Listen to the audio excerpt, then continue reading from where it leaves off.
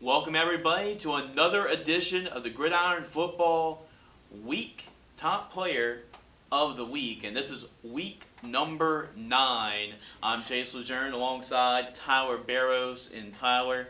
Another edition of the Gridiron Football Top Performances list, and it's getting towards that time. We're getting less and less of these because big performances. This is week 9. We got one more regular season week left, which is week 10, and then after that it's going to be the playoffs coming up. But it's crazy that this regular season, I mean, it seemed like yesterday it just started, and now we're wrapping up the regular season. Yeah, I felt like week 1, and I covered Master Prep, so I felt like week 1, Brother Martin was like, last week, but it's already week 9. We're already here, so can't get ready for this football. This playoff season. It's gonna be some good games, definitely going down the road.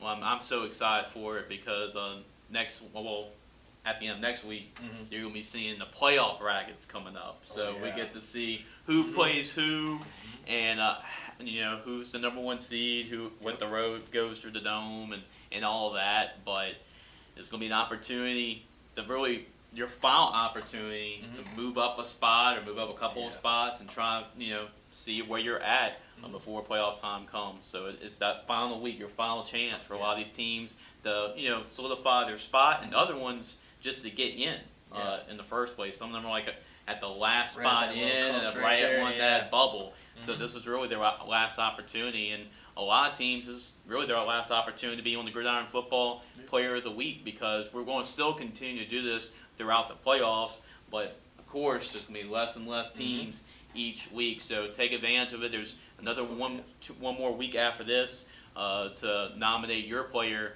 for top performance for Gridiron Football. And once again, we have to appreciate the coaches for reaching out, and we send them a form to fill out every week, and we appreciate those coaches for taking time of their day to fill out that form and to nominate their player of the week. And we've got a good list this week too. We got about 25 players, which has been about our average this year on players that have been selected or nominated by coaches.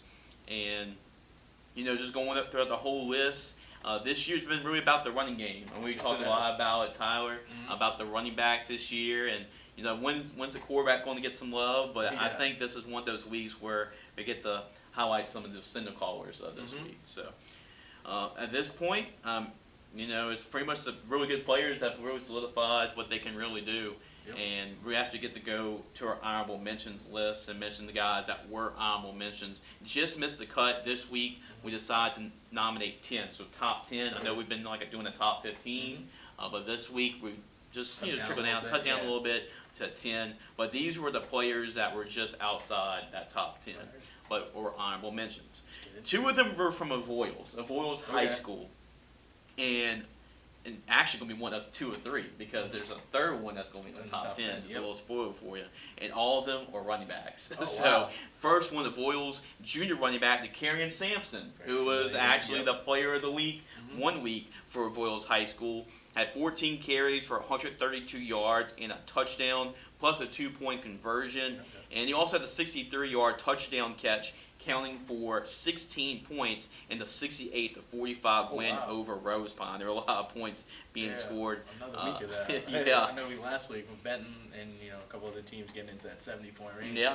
Seeing a lot of high-power offenses these days, and especially with the run game right there. Yeah, it's a pretty high-scoring game for basketball, but this is a football game. It just shows you that. But there are a lot of points galore in that football game. And then another Avoyles running back, Josh Williams. He is a senior, 18 carries for 129 yards. He had 3 touchdowns and a 2-point conversion. So he accounted for 20 points of the 68 in the 68-45 win over Rose Pond. So 2 Avoyles running backs starts that off. And then also Cecilia High School quarterback, Jermani Davis. He completed 4 of 6 passes for 80 yards and a touchdown. Had also 5 carries for 24 yards and a second touchdown. 3 catches for 69 yards and a third touchdown. And finally, an 80-yard kickoff return touchdown in the win over Livonia. So that's a quarterback that does everything right there. I mean, throw him out like kick return, got him running the ball, got him catching the ball. What can he do? Yeah, Taysom Hill. I mean, I think that's Taysom Hill, but it's Jamani Davis on his list. Deshaun Ford for Opelousas. He's having a really good sophomore season running the football for the Tigers. They're looking to have a top seed in the playoffs too. Once we talk about that next week. But Deshaun Ford had 16 carries for 250 yards and 2 touchdowns in the 45-0 win over, I believe it was Bro Bridge. So that's a big win for Opelousas to get that victory. And then Fisher makes the list. First time we've seen them, the Fisher Gators this year. Their junior athlete, Lane Kreppel, had 24 carries for 170 yards, a fumble recovery for a touchdown for 36 yards, and an interception in the game, and an 18-8 win over Jefferson Rise Charter. So congratulations on Fisher for getting the win, and a lot of it had to do with Lane Kreppel with his performance. And then we have, like I told you about, a couple of guys from Avoyelles. We have a couple of guys from South Plaquemines. So sophomore running back receiver DeJohn Smith, we called his name earlier this year, had 5 carries for 51 yards, a touchdown, 8 catches for 96 yards, and 2 more touchdowns in the 56-26 win over Mentorship. South Plaquemines receiver Reed Sanger, another player for South Plaquemines, 5 catches for 42 yards and 3 touchdowns in the win over Mentorship. And then a third player from South Plaquemines, submitted by the coach. The freshman quarterback, Roderick Parker, completed 20 of 39 passes for 236 yards and 5 touchdowns. Also had a rushing touchdown and ran for 116 yards on the ground. So a really good day for the freshman quarterback from South Plaquemines. The Quincy senior running back, Ethan Guidry, is spelled E-A-T-H-A-N. So that's a unique way of spelling Ethan. But Ethan Guidry with the A, an extra A, had 150 yards rushing and 3 touchdowns and they needed those 3 touchdowns because it came in a 35-33 win over Lake Arthur. So he definitely made the difference in that football game. And this is a game where I got to give a shout out to Billy Metcalf. He took some photos for us for Destrehan and East St. John. It was a huge game. Both these two teams are undefeated. And then Shane Lee for Destrehan. This is about 2 undefeated Wildcats, and it was the Destrehan Wildcats that came out on top in dominating fashion. 10 carries for 147 yards and 2 touchdowns for Shane Lee, their junior running back, plus a receiving touchdown. Not only did they defeat East St. John and snap their undefeated season, but they won 48-7 over East St. John, and that was at halftime. So the second half was scoreless. So a lot of it had to do with Shane Lee. Play was emergency right there.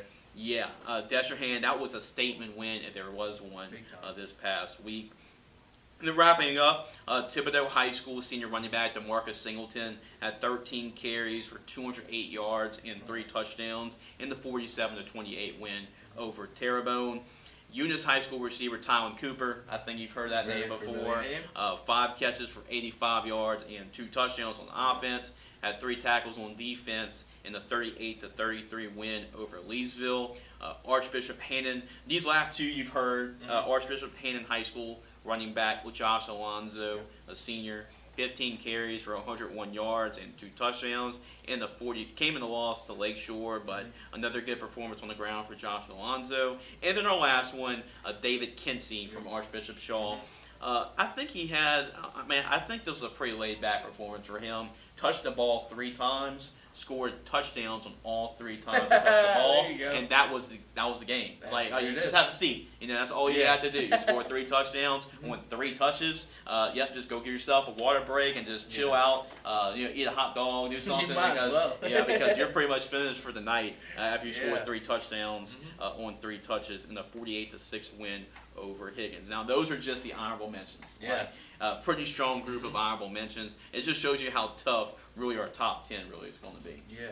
Talk about David Kinsey. He only touched the ball 3 times, but he scored on every play. That's literally taking advantage of every opportunity you get with the ball. And he did take advantage of every single one of them. So, great performance from David Kinsey. Well, because it was a limited amount of players, we actually limited it to a top 10 instead of a top 15. But as always, Tyler, you get to count us off starting at number 10, and it's a good way to start off for top 10 when we have a name like this. A little familiar name. I know people may hear this at home, but Catholic High School senior wide receiver Shelton Sampson. He's a good player right he's a there. pretty decent player for the Bears. Pretty decent player as an understatement. Shelton Sampson's a 5-star. Was one of the big reasons why LSU right now has a top 5 recruiting class in 2023.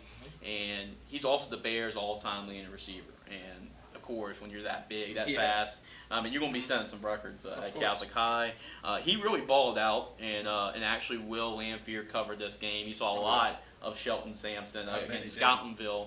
It was a 38-0 win for Catholic High, and Shelton Sampson just doing Shelton Sampson things. 6 catches, 142 yards, and 2 touchdowns, and that's going to set up a big game, which I'm so excited to be covering on Thursday, and that's Zachary and Catholic High. That's going to be that's some 2 heavyweights right there going into a big battle. I mean, can't wait to see the results of that. But I mean, I know Zachary's got some great defense over there. You got some great guys over there, but that Catholic High offense, man, it can be dangerous, especially when they have that guy, Shelton Sampson, doing what he does. Oh, yeah. I'm excited for it. And he has a type of game like this, I think he's going to be higher on the list if he has a big one against Zachary. All right, at number 9, we have from West Ouachita High School, junior running back Antonio Ford.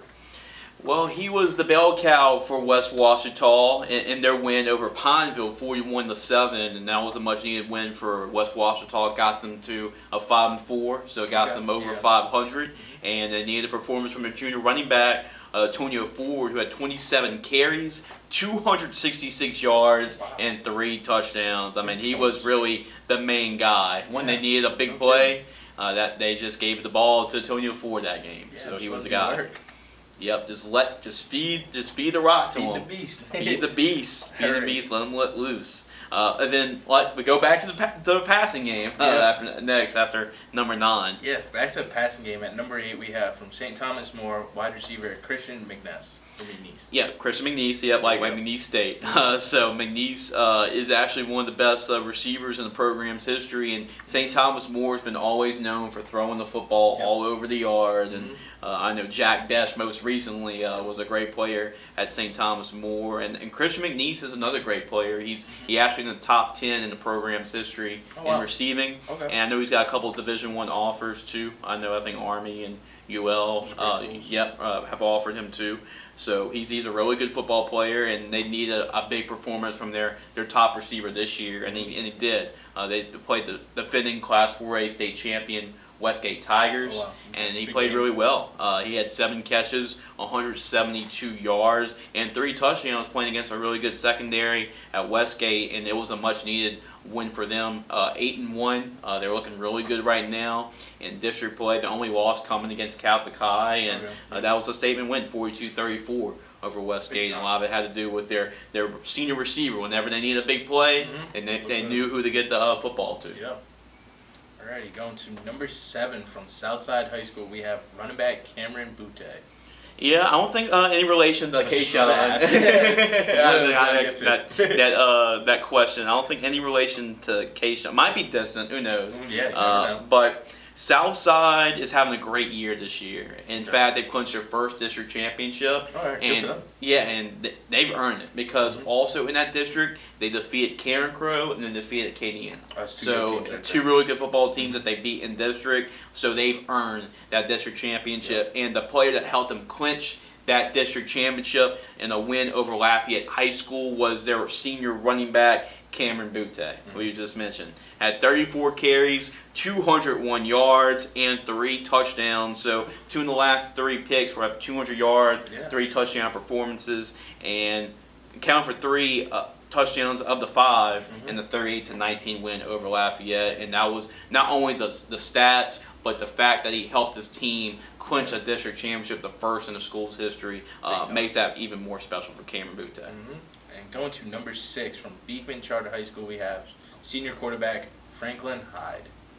Franklin had a pretty productive day at quarterback, but it was kind of like an unusual stat line for a quarterback because he's not just a quarterback on this list. He did a little bit of everything. He completed 5 of 6 passes for 87 yards. 3 of those 5 completions went for touchdowns. Not a bad ratio right there. And he also ran for 100 yards and 2 touchdowns on 8 carries. And then also had an interception return for a touchdown on defense. So he accounted for 6 total touchdowns in about 3 different ways in the 46-12 win over Plain Dealing. Very impressive, and considering that he scored really 5 touchdowns on the offense off of really 13 plays because he had 5 completions and 8 runs. That's pretty impressive. And then you add in the interception on defense. That's a very impressive stat line for Franklin High. Yeah, it's not just an impressive performance. That's a special performance. You don't really see the quarterback going out there and making a pick for the defense and then bringing it back for 6. That's a huge one for the quarterback right there. Great one for was it Beekman Charter, right? Yeah, Beekman Charter. Beekman Charter on that performance. And then at number 5 is Ouachita Christian, and this is another program under Coach Stephen Fitzhugh that's produced a lot of really good quarterbacks, a lot of really good football teams.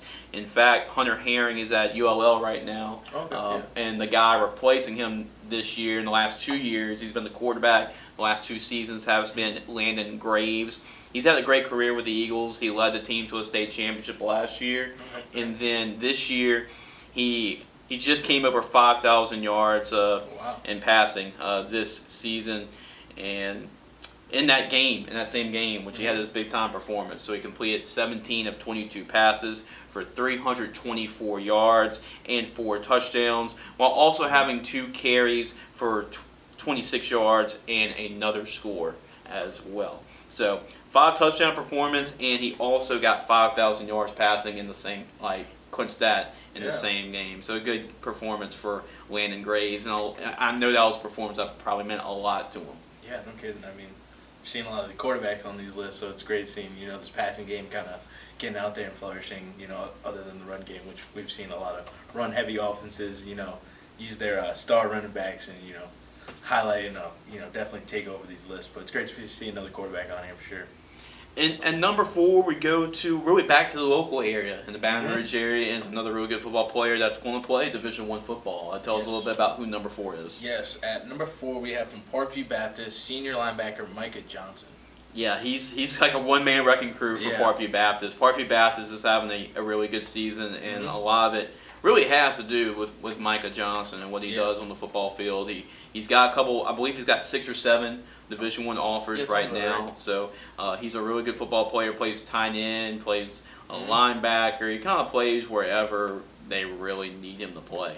Just whatever is necessary, that's what he pretty much plays for the Eagles. In a 37-0 win over Port Allen, it was a shutout victory. Parkview's having a really good season. They're 8-1 right now, and a lot of it has to do with his play. He had 10 tackles on defense, 5 solo, and a forced fumble on defense, and then an 11-yard fumble return for a touchdown, and then he caught a 16-yard touchdown reception too. So he accounted for 2 touchdowns, 1 on defense, 1 on offense, and really was a key component to that shutout victory for Parkview Baptist. Yeah, and early in the season I actually got the opportunity to see Micah play, and I mean, just like he did this week, he was all over the field. He's a great linebacker. He can drop back into coverage. He does a really good job at rushing the ball, and good run stopper. So the future's definitely bright for him. He's going to be a great player at the next level for sure. That's right. You did see him play against Madison Prep this year. So he's a great player. Yeah. So a really good football player for him, and we got 3 more really good football players coming up. Yes, we do. And going back to Avoyelles High School, we have their 3rd running back, senior Carlos Bozart Jr. Yeah, it's like a 3-headed, Bazar, a 3-headed monster, really at running back, and they probably even more. They probably have a 4th and a 5th guy. But this is a team we talk a whole lot about. The Karen was our player of the week a couple weeks ago, and Carlos is really their main guy, though. They kind of they run everything around him. Especially when you're at 250 pounds. You're close to 260 pounds. In fact, big boy. Coach Boone says that he's probably going to play on the defensive line in college football. So, and he's playing running back. He's playing for Avoyelles. And he's a big guy, all-time leading rusher for the Mustangs. And he had 33 carries, 290 yards, 4 touchdowns, plus 3 2-point conversions, accounted for 30 of the team's 68 points. And then really that performance, not only the stats, but that performance clinched Avoyelles its first district championship ever. And I know Andy's not going to love this, but it came against the Rose Pond Eagles in that district championship. So even though it came short for his alma mater, I mean, still huge game for Carlos Bazar, and it was the best performance really of his career, but considering what kind of game it was for that program. Yeah, I mean, it's a big running back, carrying the ball for 280, 290 yards. I mean, that's a great performance right there from that bulldozing running back over there. I definitely don't want to tackle. No, I would not want to line up against him one-on-one. I know he'd probably put me down, but great performance from that Avoyelles running back right there. And we're going to the top 2, and then this is at number 2 is a position we haven't really talked a lot about this year. Like, we haven't got a lot of nominations for this position. It's been pretty rare, but this week that's actually our number 2 pick. And introduce us a little bit to what this position is and who is our number 2. Yeah, a little new position. I think it's the first time we've seen it in our top 10, at least top 15. We have from Pope John Paul II, freshman tight end Gus Piazza. Yeah, Gus Pisa. I think it's Pisa. Yeah, Pisa. Oh, is it Pisa? Yeah, like Pisa. Pisa. Yeah, that's Pisa. right. I love Pisa. Yeah, my favorite food anyway. Yeah. So good last name there, Gus. Freshman tight end. Yeah, freshman. Yeah, freshman. He only had 4 catches, but why is he number 2? Well, he had 3 of those catches went for touchdowns, had over 60 yards receiving, and really he outscored the other team by himself. Oh, wow. So a freshman doing that. So he scored 3 touchdowns. That's 18 points. Well, Springfield scored 14. So if it was just Gus Pisa touchdowns, Pope John Paul would still won the football game. So it shows you what kind of performance he had as a freshman doing that. That was a big win, 49-14 over Springfield, which is a rival too. So all of that, if you accumulate all of that, it leads up to our number 2 performance this week. I mean, that's a great performance, especially coming out of a freshman. I mean, now you got 3 more years with this kid in the program, so definitely gonna be looking down him in the future. I know he'll be definitely a top player for that Pope John Paul team for sure. Yes, I have good things to come. Now we're gonna go to our number 1 player of week 9. Just a little recap. It's been a couple of quarterbacks so far. If you're counting at home, it's been 3 running backs. It's been 2 quarterbacks. It's been 1 wide receiver, 1 defensive tackle. And then whatever you call Aiden Klein last week, athlete of all the positions he plays. But, this year, it's kind of surprised you come into week 9 and you've had only 2 quarterbacks win the award. The last one was Gray Walters back in week 5. But all your quarterback fans, all your offense fans, well, good news for you is that our number 1 Week 9 player of the week for Gridiron Football is a quarterback. Yes, it is. And Tyler, who is our number 1 performance for week number 9? From St. Thomas More High School, junior quarterback Sam Altmann.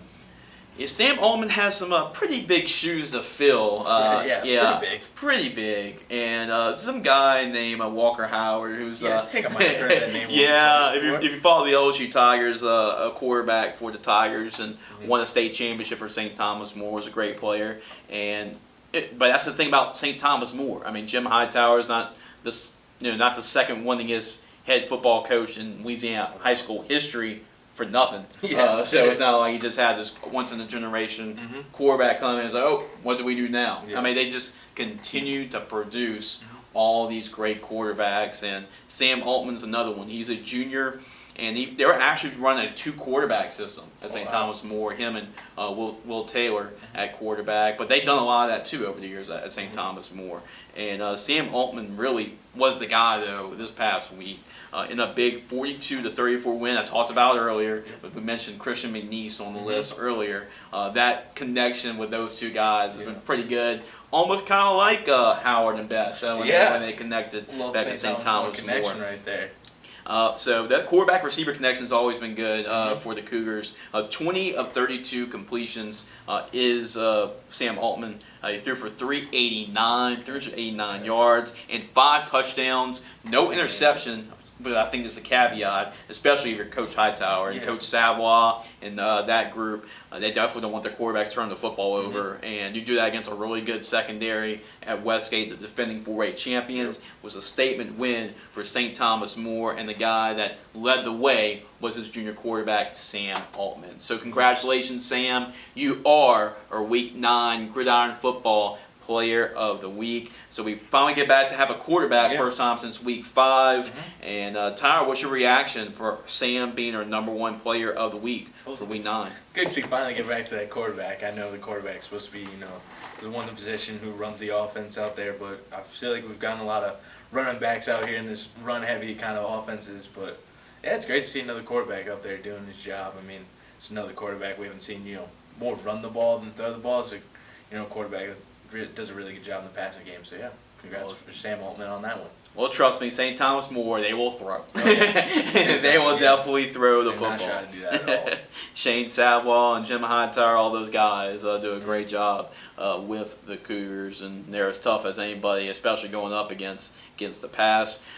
So your final chance in the regular season coming up in Week 10, because after that it's playoff time. So in order for you to have a chance throughout the rest of the way, your team has to continue to win in order to be a Player of the Week. And Week 10, we're approaching the final week of the regular season. When we come next week, we'll talk about a lot of the playoff matchups, and we'll call it kind of Road to the Dome for Jace and Jace. We'll talk a lot about the high school matchups for the state of Louisiana. But last opportunity, Week 10, and then we'll continue to do it. So coaches will email you once your team wins, and keeps on going to playoffs, and you're alive in the playoffs. We'll email you continually about the Gridiron Football Player of the Week. So even all the way down to Week 15, we'll have a Player of the Week still. So we'll continue to do that. And Tyler, I mean, it's been really fun having you on and doing this It's been segment. great to be on here. Yeah. Talking about some great performances and some great names that we'll make down there for sure in the next level. We're looking forward to it. Anything you want to wrap it up, Tyler? Talking about Gridiron Football, and I know Madison Prep, they clinched the district championship, and everything's looking good. They got one more regular season game, and they're really focused on the playoffs at hand after that. Yeah, I know they got one more game this weekend. It would be a Friday game, I believe, versus Collegiate, 7 o'clock. So, just getting ready to finish off this regular season, and there'll be Coach Landry, and then we'll be looking, forward after this game to, kind of prepare for the playoffs and the road ahead, for them in the future. So, yeah, I'll be looking forward to them. See who they get matched up in the first round. I know anyone they get matched up against will be a great opponent. So, yeah, it'll be real interesting to see how they match up against them in the future. We'll keep up with Tyler and Will and Luke and all those guys, what they do throughout the week for Gridiron Football. And then also, you've been seeing, if you're on our website constantly, you're seeing a lot more of these Gridiron Football All-American Bowl game commits, and we've got a couple of them already. You'll see a lot from Sophie B. Wright. We have a couple of kids from Sophie B. Wright. We actually have our first Division I commit that committed to play in the game. That's John Barr. He's committed to play for ULM, and he is a receiver for the Panthers. We actually have one of his teammates, Keelan Hall, also from Sterlington, that committed to the game. So we're racking up on the commitment. So if you're a player that's been messaged by either me or Andy or Will or Luke about the bowl game, we're continuing to remind you that, hey, we offered you. Here's all the information you need about how you can register for the bowl game. Jump on it, because the bowl game commitments are now starting to rack up. So I would jump on that opportunity if you've received that opportunity from us. But that's what I'll do. If I was an athlete in your position, 100%. Trust me, you're going to want to commit to play in this bowl game.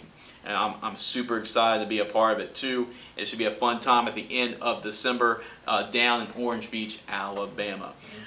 Well, Tyler, we're going to be at it next week for another edition for the Player of the Week, brought to you by Gridiron Football. Coaches, you'll get a message from me later this week. Remember, deadline to turn your Player of the Week will be on Sunday at 6 o'clock p.m. So make sure you send your nomination, and we'll make sure to include your player. Might not be number one, but he is going to be either top 10 or top 15 or honorable mention. We'll make sure your player is mentioned for the Gridiron Football Player of the Week. Well, we'll see y'all next week for Week 10. We'll know the playoff brackets by then. Yeah. We'll know who's playing who. And then it's time for elimination football. Single playoff elimination football, playoff football. There we go. What Jim Moore says, the playoffs? Playoffs? You kidding me? Playoffs? Well, we're getting to that point. So, hope y'all enjoyed the show, and we'll see y'all next week. For Tyler, I'm Jace and LeJeune. Have yourself a good football week, and we'll see you next week for the Gridiron Football Player of the Week regular season finale edition.